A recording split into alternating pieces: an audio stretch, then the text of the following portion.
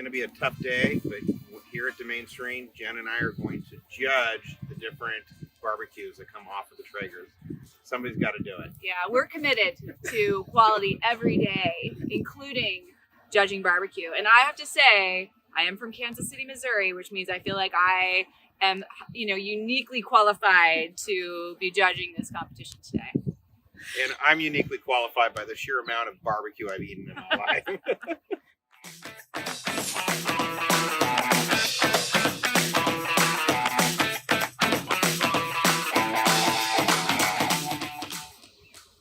Hi everybody, welcome to Domaine Serene's Winery Hill Estate.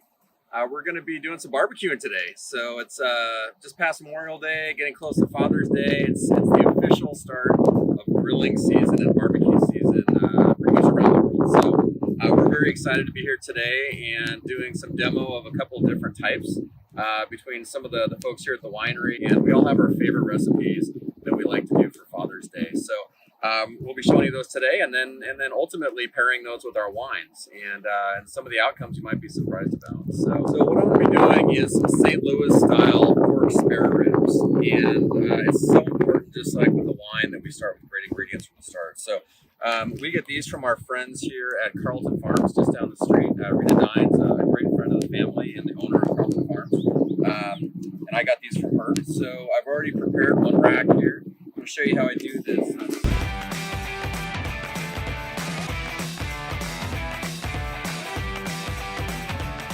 So right now I'm doing the dry rub on the St. Louis ribs, and this is a proprietary rub, a blended rub I should say, that's really been engineered and created to be very food friendly with our wines, especially Pinot Noir.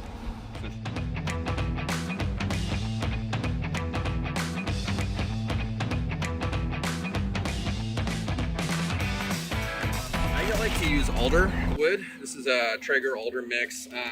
Alder is a pretty mild wood, and it's really great for poultry, fish, beef, pork, pretty much anything. It's universal. And the reason it works so well with lots of different kinds of meat is it's not too powerful. A lot of people will go hickory or mesquite or something that's going to give more smoke flavor. But when you're enjoying the meats with wine, you don't want so much of that overall smokiness. So go ahead and throw these on the grill. I've got the grill set to about 180, so it's just above the smoke level. And I'm going to go ahead and throw these guys on here for about 3 hours and let them absorb some great flavor.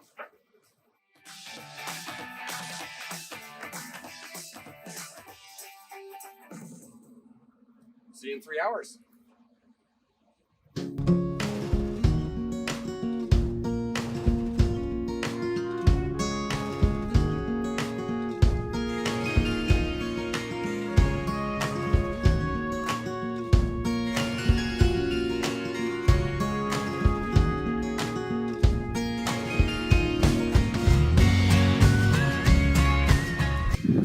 Hi, my name is Evan Karp. I'm the Chief Financial Officer and Chief Operating Officer at Domaine Serene. I'll be making brisket for today's dish. As far as which wine I think will pair best with it, I'm going to go with the Grand Cheval because of the rub that we're using for the brisket, but we'll see. So I needed to start mine a little bit sooner because of brisket. So first thing for me was the selection of the meat. Just like you need great grapes in order to make a great wine, you need a great piece of meat to make some great barbecue. So when I was looking for this piece, I looked for a nice point, lots of fat and tenderness there. Then the flat, that's where we'll get the more leaner meat. Took it out, trimmed off some of the harder fat pieces to it, left enough fat just on, seasoned it up, and let it smoke for about 4 to 6 hours. There's two parts of this cook. There's the first part where we get it up to 160 through smoking. Then there's that next part where we're going to put it in foil and we're going to get it up to 204 degrees. It'll take about maybe another 4 or 5 hours.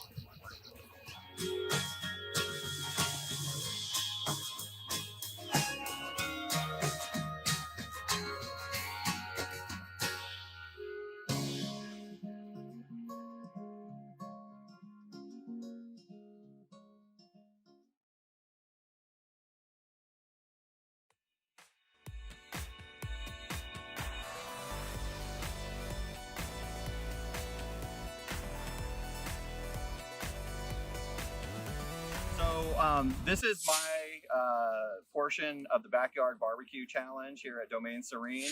And I'm actually bringing something from the area that I came from before I came up to Domaine Serene. It's the Central Coast of California, and what they're really known for is cooking both tri-tip beef and chicken over what they call a Santa Maria barbecue grill, which we'll see here pretty soon. It's a kind of an open barbecue, cooking with red oak over there. And it's just before I moved there, I'd never tried barbecue of this style, and it's just absolutely amazing. Very, very little prep work, really simple. It's just about good ingredients and good, early preparation to allow things to marinate, because we're going to dry rub all of this, and we're actually going to use our Chardonnay spice on both of those.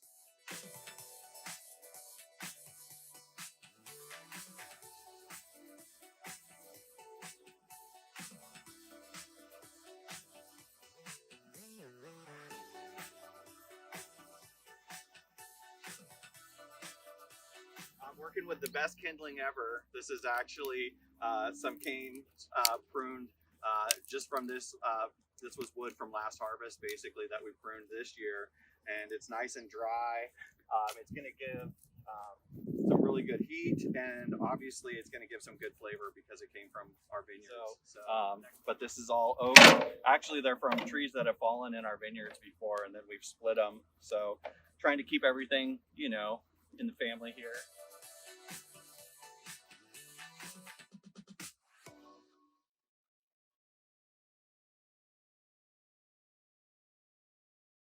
Hey everybody, I'm back. It's been a little over 3 hours now of smoking the St. Louis ribs. So I want to talk about probably the most important step in this whole process.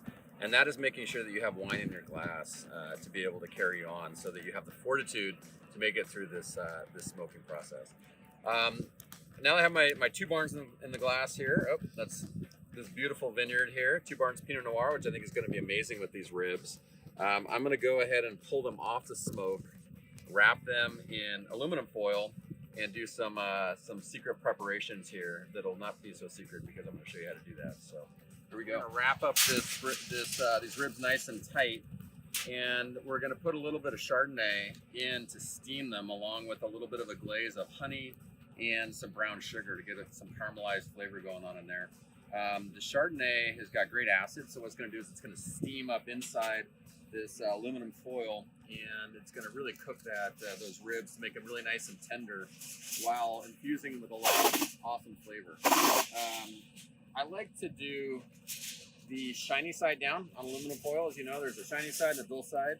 The shiny side is going to reflect more heat into the meat, so you can really do it either way, but that's how I like to do it.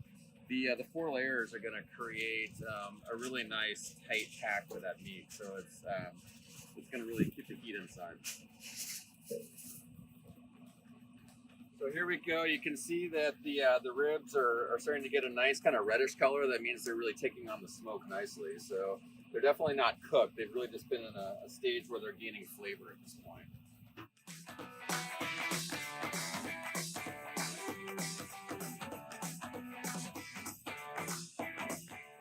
What we're going to do now is add some honey and also a little bit of brown sugar, kind of base that over the top to create a nice caramelized cap.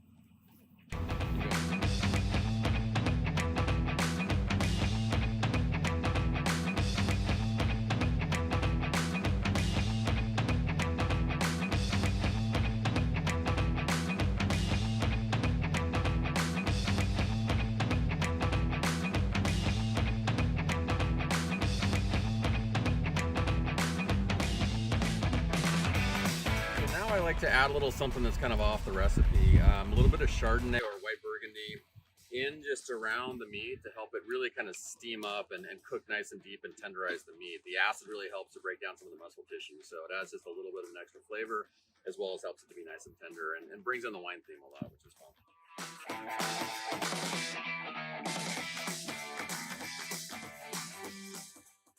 And one of the important things is really to get the foil nice and tight on the meat, so it's almost airtight, so it really holds in all that steam. I've now turned the grill up to 225, and it's on its way to getting there. I'm going to throw this on while I pull the other ribs off.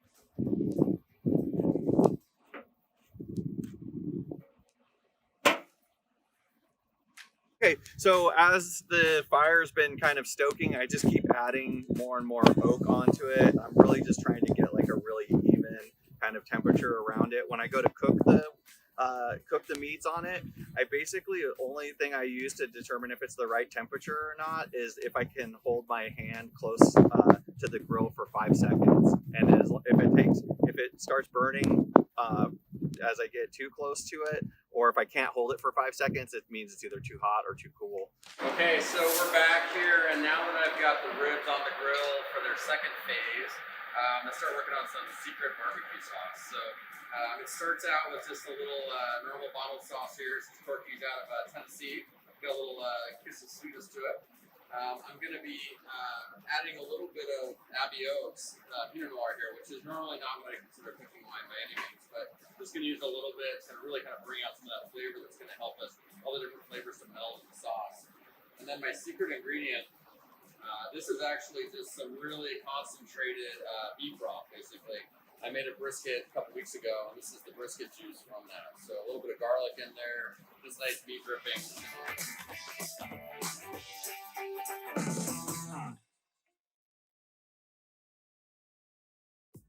So one of the most important parts of any recipe, I think, when it comes to barbecue is having some really great wine. So I actually am having some 2017 Evanstad Reserve Chardonnay. Maybe not the first thing you think of for barbecue, but when it's nice and warm outside and you need something a little more refreshing, this is for sure what you want to go with. Cheers. So we're gonna put the chicken on right now because that takes about a half an hour, at least longer than the tri-tip. It's usually about an hour and 15 minutes for the quarter chicken, and only about 30 to 45 minutes for the tri-tip, depending on how thick the tri-tip is.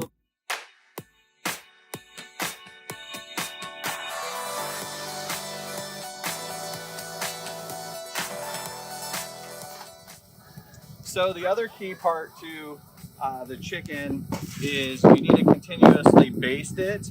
And in the past, what we've always used on the Central Coast is this 805. But when you live in the Willamette Valley and make wine for Domaine Serene, you say bye-bye 805 and hello Evanstad Reserve Chardonnay. So we're going to be using this as a baster. First I got to baste for myself. And next I've got to put it into my baster.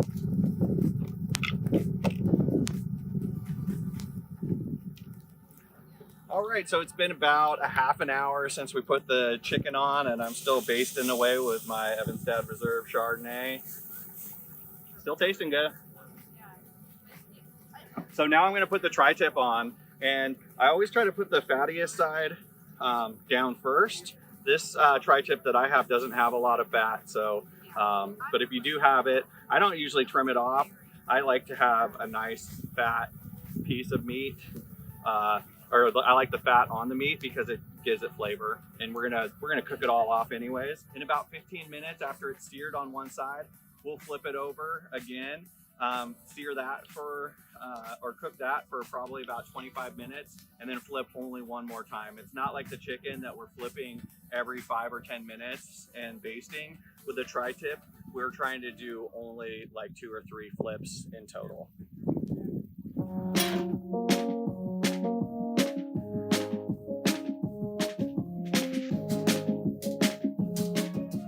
This is where the meat gets nice and tender, and I can already feel it with the ribs kind of bending up here. So now what we're gonna do is bring this over, open these up, and get some great sauce on them.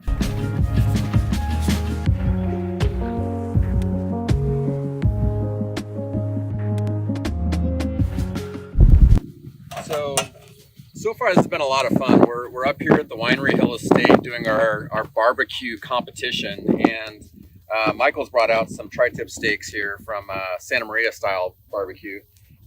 The thing you might not realize is it's getting a little breezy up here because we're actually at a high elevation. We're at 900 feet up here at the top of the Dundee Hills at our estate. So I can see that Michael has realized that, and you might even say this is a high stakes competition. Oh man. Sorry, I had to bring out the dad joke for Father's Day. Of course.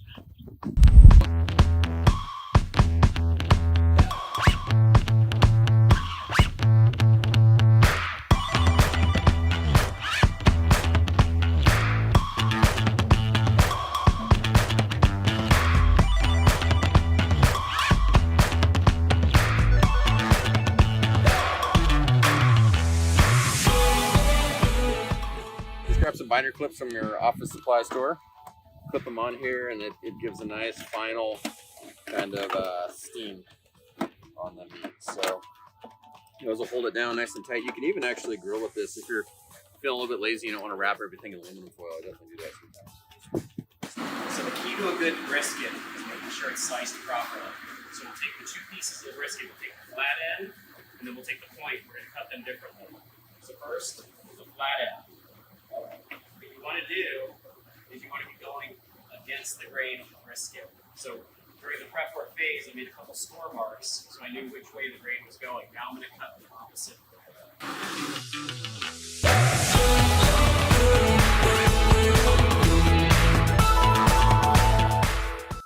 And then in terms of thickness, good rule of thumb is you want to make the slices the size of small to medium-sized pencil. So that's what we're doing right here.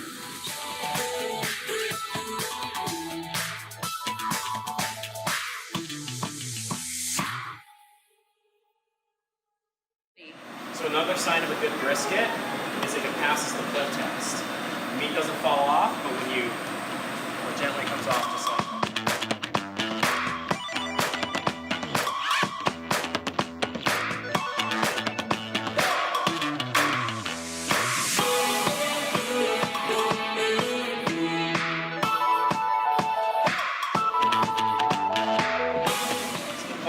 Opposite way. And that's how the brisket's supposed to look. This fatty piece going right through the middle here, that's called the dead hole. That's never going to go away completely, but you do want to have some of it, and we do, and you see the nice smoke ring on either side.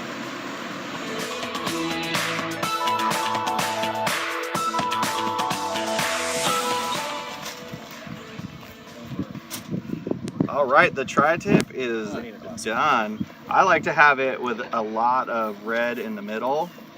So as we get into the middle of this tri-tip, we should get a nice and red center to it, kind of similar to like this over here. And the great thing about tri-tip is because it's all kind of different size, you can get, you know, anywhere from medium rare to all the way to medium well on the same cut of meat. Okay, so now we're in the final stretch here. So we're just gonna carve up these ribs a little bit. They're looking pretty good. I like to use a serrated knife like this, just kind of helps kind of carve everything up. But we're just gonna go down the line and carve them up in chunks here.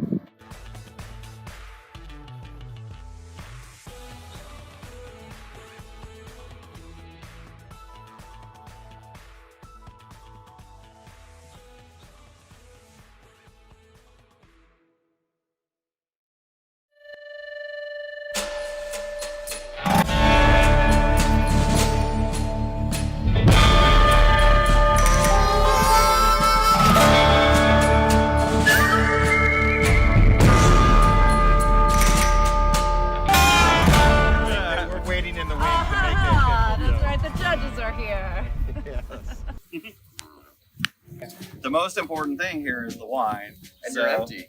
I know, I'm empty. Automatically, you're disqualified. Like, automatically worst barbecuer ever. I'm gonna go with some Abbey Oaks because I think that's gonna be the best thing with my tri-tip. So we'll see, but that's just my gut instinct because it's like super savory, good, like rich wine, but not like a lot of tannins. So I think it's going to be good with that kind of like really, especially the tri-tip with the red center in there. It's going to be like super bomb. Looks good. I'm gonna go with Grand Cheval for mine. I think with the pepper that's in the rub for the brisket, I think the Grand Cheval is going to pair excellently. And that's with the brisket you got there. All right. Well, I've got a feeling about the two barns with these ribs. I think just the complexity of that one with all the different things going on in those ribs, a little bit of fruit characteristic coming from that barbecue sauce, some spice. It reminds me a lot of two barns, and that's what I've got in my glass. So I'm hoping it works out here. So Should we just give it a shot? I mean, we could all three be wrong, or we could. And we're gonna make sure that we confirm this. So Yeah. we're gonna try everything with every possible company. I think that's the only way to be, real, true, quality control. Let's dive in here and give this a shot. See how we're doing.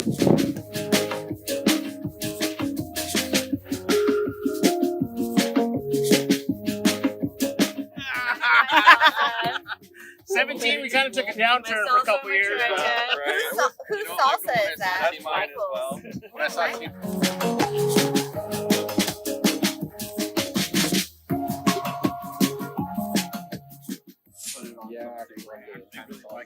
You like it with the Grand Cheval?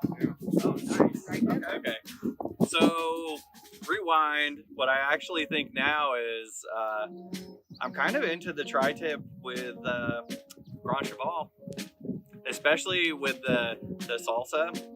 I think it's kind of good.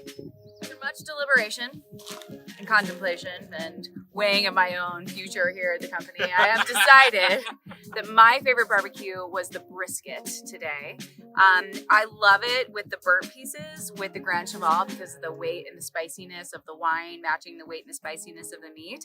But the Abbey Oaks with the leaner pieces is actually beautiful. So it's a meat that goes well with both those wines and really translates into a lot of different flavors and expressions. So cheers to Evan. Brisket is on the table today. pick my favorite out of all of them. I'm going to go with the tri-tip with the salsa and the Grand Cheval. For me, the acid and tanginess of the salsa with the spice structure of the tri-tip going against the just umami juiciness of the Grand Cheval. It's just beautiful. I really like it. I gotta give you a high five for that one. I had some of Michael's chicken, which was phenomenal, with the Evan Reserve Chardonnay, and I thought it might be a good pairing, but it's amazing. So after having all these big meats and then going to something that's just got so much nuance and flavor, but balance on all things going on, both in the meat and the wine, that's my big winner. So probably the only one who's going to choose the chicken and the Chardonnay, but It only took a half bottle of Chardonnay to base it. The judges have decided, and we confer, and the decision is the winner of today's backyard barbecue and wine pairing competition is you. And anyone who's enjoying our wines today and enjoying their family and outside and enjoying Oregon or wherever in the country or world that you are, happy Father's Day. Cheers. To all the fathers out there. Cheers.